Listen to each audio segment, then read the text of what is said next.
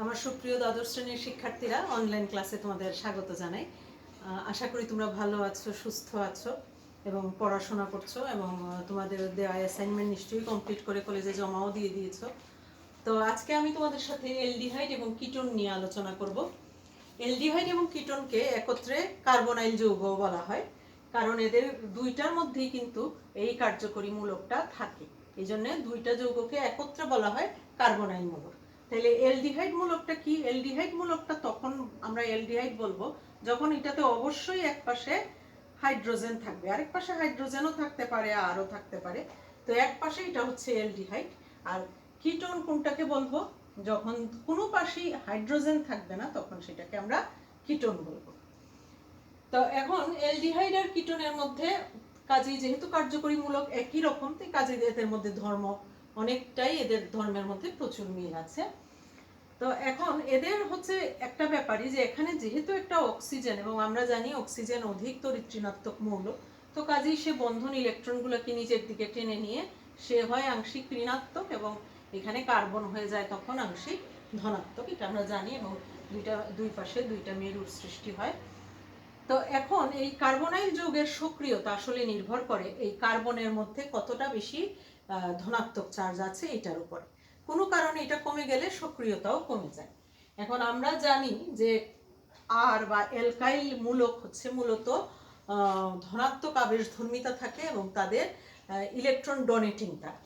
এখন electron donating হয়, এরা কি করে যে এই যে আর সে হচ্ছে এখানে ইলেকট্রন দিবে, এই পাশ থেকে এখান থেকে দুই দিক থেকেই ইলেকট্রন আসবে।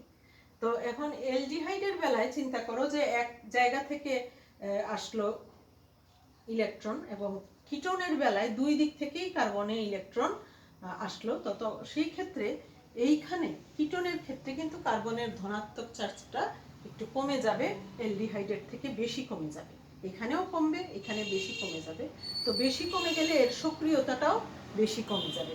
তার মানে কি দাঁড়ালো? যে অ্যালডিহাইড অনেক বেশি সক্রিয় কিটোনের চেয়ে। এটা। আর আরেকটা জিনিস দেখো, এখন মনে করো যে আমাদের দুইটাই অ্যালডিহাইড, মনে করলাম আমরা দুইটাই অ্যালডিহাইড, একটাতে অ্যালকাইল মূলক এক পাশে, আরেক পাশে হচ্ছে হাইড্রোজেন, মানে এটার নাম হচ্ছে মিথানলডিহাইড, আর এইটার নাম হচ্ছে অন্য বাকি যে কোনো অ্যালডিহাইডই হতে পারে। অ্যালকাইল মূলক আছে ইথানলডিহাইড, প্রোপানলডিহাইড, যে কোনোটাই হতে পারে। এখন মিথানলডিহাইডের চেয়ে হচ্ছে অন্য অ্যালডিহাইডগুলা কম সক্রিয়, কারণ মিথানলডিহাইডে দুই পাশেই হাইড্রোজেন থাকায় এখানে কিন্তু কেউই ইলেকট্রন এখানে দিতে পারে না, ফলে কার্বনের ধনাত্মক চার্জ বেশি থাকে, এবং এই জন্যে মিথানলডিহাইড বেশি সক্রিয় অন্য অ্যালডিহাইডের চেয়ে। এগুলো হচ্ছে মোটামুটি কিছু প্রাথমিক কথাবার্তা, কারণ এগুলো অনেক সময় ওই যে 2 মার্কের একটা প্রশ্ন তোমাদের থাকে খতে, যে কে কার চেয়ে বেশি সক্রিয় এবং কেন, এগুলো জানা থাকলে তোমরা এটার উত্তরটা সহজেই দিতে পারবা। তো এরপরে আসো আমরা চলে যাই এখন প্রস্তুতিতে, অ্যালডিহাইড এবং কিটোনের প্রস্তুতিতে। যেহেতু অ্যালডিহাইড এবং কিটোনের মধ্যে অনেক মিল, কাজেই তাদের প্রস্তুতির মধ্যেও অনেক মিল আছে। যেমন মনে করো অ্যালডিহাইড আর কিটোন, আমি অনেক আগে কিন্তু তোমাদের একবার একটা কথা বলেছিলাম যে এই যে অ্যালকেন, একটা সারি এঁকে দিয়েছিলাম, অ্যালকেন, এরপরে কি অ্যালকোহল, এরপরে হচ্ছে অ্যালডিহাইড কিটোন, অ্যালডিহাইড কিটোন, তারপরে মনে করো এখানে কার্বক্সিলিক অ্যাসিড। তো আমি তখন তোমাদের একটা রাস্তা এঁকে দিয়েছিলাম, এবং এই রাস্তাটায় যেমন এখান থেকে পৌঁছানোর জন্য আমাদের হচ্ছে জারণের মাধ্যমে আমরা একদিক থেকে আরেক দিকে অ্যালডিহাইড কিটোন থেকে কার্বক্সিলিক অ্যাসিডে যেতে পারি। আর ফেরার পথ কি? ওই রাস্তা থেকে আবার ফেরার পথও থাকে যে কোনো রাস্তায়, তো ফেরার পথ হচ্ছে আবার বিজারণ। তখন হচ্ছে এই জায়গা থেকে এই জায়গায় আসতে পারবা বিজারণে। এটা তোমাদের একটু জানা থাকলে আমাদের যে কোনো কিছু লিখতে পড়তে সুবিধা হয়। তো অ্যালডিহাইড কিটোনেও এখন আমি প্রস্তুতিতে আমি কি করতে পারি, যে অ্যালকোহলকে জারিত করে অ্যালডিহাইড কিটোন পেতে পারি। তো অ্যালডিহাইড কিটোন পাওয়ার জন্য আমার অ্যালকোহলকে জারণ করতে হবে। অ্যালকোহল আমি জানি যে হাইড্রোক্সিল মূলকযুক্ত গ্রুপ হচ্ছে অ্যালকোহল। তো এখন এখানে তো আমরা কয়েকদিন আগেই পড়লাম 1 ডিগ্রি, 2 ডিগ্রি, 3 ডিগ্রি অ্যালকোহল থাকে। 1 ডিগ্রি অ্যালকোহলকে জারিত করলে আমরা পেতে পারি অ্যালডিহাইড, আর 2 ডিগ্রি অ্যালকোহলকে জারিত করলে আমরা পেতে পারি কিটোন। 1 ডিগ্রি অ্যালকোহলে কি থাকে, কার্বনের সাথে 2টা হাইড্রোজেন থাকে। তো এটাকে পটাশিয়াম ডাইক্রোমেট আর সালফিউরিক অ্যাসিড দিয়ে যদি জারিত করো তাইলে কি পাবে, আমরা পাবো অ্যালডিহাইড, আমরা পাবো অ্যালডিহাইড। আর 2 ডিগ্রি অ্যালকোহল, মনে করো 2 ডিগ্রি অ্যালকোহলে কার্বনের সাথে একটা হাইড্রোজেন থাকে, এইটাকে জারিত করলে সে আগের মতোই পটাশিয়াম ডাইক্রোমেট দিয়ে জারিত করলে তখন আমরা পাবো কি,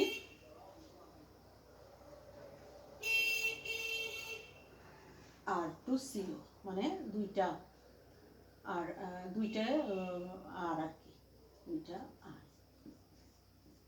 কিটোন পাবো আমরা এটা থেকে। তাইলে এবং আমাদের এইটা কি অম্লীয় মাধ্যমে পটাশিয়াম ডাইক্রোমেট দিয়ে আমরা জারিত করলে প্রাইমারি অ্যালকোহল থেকে পাবো অ্যালডিহাইড, সেকেন্ডারি অ্যালকোহল থেকে পাবো কিটোন। তো এরপরে আরেকটা নিয়ে আমরা কথা বলি, এটা হচ্ছে এই বিক্রিয়াটা আমি তোমাদের পড়িয়েছিলাম যখন অ্যালকাইন পড়াই। অ্যালকাইনের বেলায় আমরা, তোমাদের মনে আছে কিনা, যেমন ইথাইনকে আমরা 2% আর্দ্র বিশ্লেষণ করেছিলাম। ইথাইনকে 2% মার্কিউরিক সালফেট এবং 20% সালফিউরিক অ্যাসিডের উপস্থিতিতে আর্দ্র বিশ্লেষণ করে আমরা কি পাই, এইচ, এটারে আর কি, এটা HOH এইভাবে লিখলাম। তাইলে এখানে COH আর H, এই যৌগটা পুনর্বিন্যাসের মাধ্যমে, এটা পুনর্বিন্যাসের মাধ্যমে কি হয়ে যাবে, এটা যে এখানে 3 দিকে H চলে আসবে, 3 দিকে H চলে আসবে এবং এটা হয়ে যাবে C double bond H, CHO, মানে হচ্ছে CH3CHO, এটা হয়ে গেল। তো এটা আমরা পুনর্বিন্যাসের মাধ্যমে এইভাবে আমরা পেলাম আর কি, এটা একটা সম্ভব। আর এছাড়া এখানে যে কোনো আর দিয়েও তুমি যে কোনো অ্যালডিহাইড কিটোন বানাতে চাও এটা তুমি বানাতে পারবে। তো এটা হলো একটা, এটা কিন্তু আমাদের আগে পড়া বিক্রিয়া, এটা তোমরা আবার একটু দেখে নিবে, তাইলে তোমাদের ভালো হবে। আর আরেকটা বিক্রিয়া, এটাও তোমাদের মনে আছে কিনা, ওজোনোলাইসিস। হ্যাঁ, ওজোনোলাইসিস বিক্রিয়াটাও আমরা একটু দেখে নিতে পারি। এটা হচ্ছে এলকিনের ক্ষেত্রে, এলকিনের ওজোনোলাইসিস বিক্রিয়া থেকে আমরা অ্যালডিহাইড কিটোন পেতে পারি। আর অ্যালকাইন, এখন যেটা আমি বললাম, অ্যালকাইনের ওজোনোলাইসিস থেকে আমরা কার্বক্সিলিক অ্যাসিড পেতে পারি। তো এখন আমরা তাইলে আমাদের অ্যালডিহাইড কিটোন পেতে গেলে আমরা কি অ্যালকিন থেকে ওজোনোলাইসিসের মাধ্যমে পাবো। তো মনে করো আমরা প্রথমে ইথিন নিয়ে যদি কথা বলি, ইথিন নিয়ে যদি কথা বলি, ওজোনের উপস্থিতি, ওজোনের সাথে বিক্রিয়ায় কার্বন টেট্রাক্লোরাইড একটা নিষ্ক্রিয় দ্রাবকের উপস্থিতিতে, এই বিক্রিয়াটা কিন্তু আমি এর আগেও বলেছিলাম যে এই বিক্রিয়া এবং এর আগের বিক্রিয়া যেটা ইথাইনের বিক্রিয়াটা দেখালাম, এই বিক্রিয়াগুলো কিন্তু সৃজনশীলের জন্য খুবই প্রয়োজনীয় বিক্রিয়া। তো এটা কি হবে দেখো, মাঝখানে এখন CH2 এটা আর থাকবে না, মাঝখানে কি হবে, এখানে ওজোন ঢুকে পড়বে, ওজোন ঢুকে পড়বে, 1 2 3 4, এইটা হয়ে গেল। এখন এটা এরপরে কি হয়, এরপরে হচ্ছে জিঙ্ক অক্সাইড এবং পানির উপস্থিতিতে বিক্রিয়া করে এটা কি হবে, তখন HCHO, দুইটা HCHO, এই পাশে একটা HCHO হবে, ওই পাশে একটা HCHO হয়ে যাবে এবং এটা এই বিক্রিয়া এবং এটা H2O2 উৎপন্ন হয়। যদিও H2O2 পরে আবার ভেঙে যায়, কারণ H2O2 থাকলে এটা H2O2 নিজেই একটা জারক, এটা H2O2 পরে আর থাকে না, জিঙ্ক এটাকে ভেঙে ফেলে, ফেলে জিঙ্ক এবং পানি হয়ে যায়। তো এই কিন্তু এটা আমাদের ইম্পর্টেন্ট হচ্ছে, দেখো এই জায়গাটা একটু বোঝার চেষ্টা করো। এই যে মাঝখানে যে ভেঙে গেল, মাঝখানে ভেঙে যাওয়ার পরে যে যৌগটা, যেহেতু এখানে দুইটা H, কাজে HCHO হলো। এখন মনে করো এখানে তুমি দুইটা H এর বদলে কি দিয়ে দিলা, দুইটা R দিয়ে, যে কোনো কিছু হতে পারে, দুইটা R দিয়ে দিলা, তাইলে এখানে মনে করো তোমার দুইটা R চলে আসলো।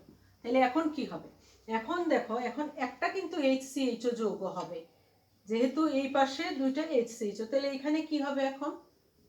এখানে যেহেতু দুইটা আর আছে, এখানে কি হবে? এখানে কিন্তু হাইড্রোজেন নাই, তখন এখানে কি হবে? তখন এখানে হয়ে যাবে R2CO। R2CO মানে এটা কিন্তু কিটোন, এটা এখন হয়ে গেল কিটোন। এখন এখানে যদি আবার একটা হাইড্রোজেন থাকতো তাহলে কি হতো? এখানে যদি একটা হাইড্রোজেন থাকতো তাহলে কিন্তু RCHO হতো, ঠিক আছে, যে কোনো একটা এল। তাহলে এটা দেখো কত সুন্দর এই জিনিসটা, এটা কত একটা সুন্দর এবং কত একটা ইম্পর্টেন্টও বিক্রিয়াটা, যে এইটা দিয়ে তুমি যে কোনো, এখানে এইটা দেখে এই পাশে কি আছে ওই পাশে কি আছে দেখে তুমি প্রোডাক্ট বলতে পারবা, বা যে কোনো দুইটা প্রোডাক্ট দেখে, মনে করো এই দুইটা প্রোডাক্ট দেখেও তুমি এইখানে এলকিন কি এটা কিন্তু তুমি নির্ধারণ করতে পারবা। তো তোমার কাছে কিচ্ছু নেই, তোমার কাছে খালি এটা আছে, তখন তুমি চিন্তা করবা এখানে যে, এখানে যেহেতু দুইটা হাইড্রোজেন তার মানে এটা CH2 হবে, আর এখানে যেহেতু একটা হাইড্রোজেন একটা আর, তাইলে এটা RCH হবে। আর যদি দুইটা আর থাকতো, যদি R2 হইতো, তখন তুমি বুঝতা যে এখানে একটা হাইড্রোজেনও নাই, এখানে R2CO। মানে এইটা দিয়ে আমরা খুব সুন্দরভাবে এইটা এই দিক থেকে বলতে পারি যে এটা কোন এলকিন, আবার এই দিক থেকে আমরা এই দিকের দুইটা দেখেও আমরা বলতে পারি যে ওই দিকে এলডিহাইড হবে না কিটোন হবে, বা কোন দুইটা এলডিহাইড হবে, এটা আমরা কিন্তু খুব সুন্দরভাবে বলতে পারি।